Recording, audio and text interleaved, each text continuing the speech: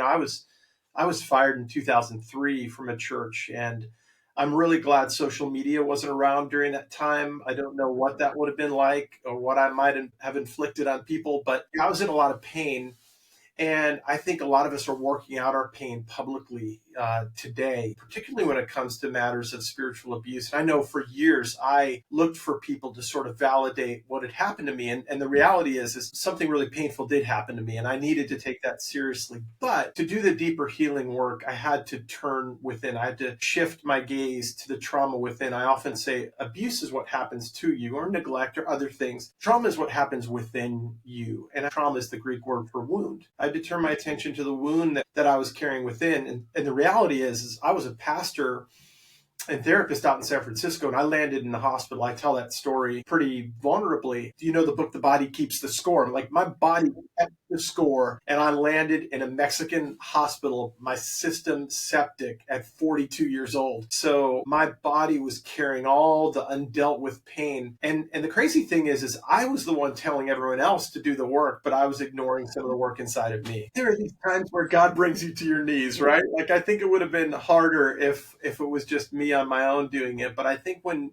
you're in a state of unhealth like I was, God really does get your attention. And I do think that I was in an extended sort of like dark night of the soul for a number of years, where I was I was kind of wearing my religious clothing as a pastor, right? I was talking the talk, but I was really struggling, and I was vulnerable with some close friends. But I mean, people didn't know the extent of my struggle, and so God really did bring me to my knees. And there was this sense that God wanted the whole of me, like I had been pushing really hard, and I had to do some work around exploring, like, how did I get here? Why was I telling others to enter into God's rest? But why was I living in such an exhausting and performative way? And that really became the journey of the next 5 years or so. Yeah.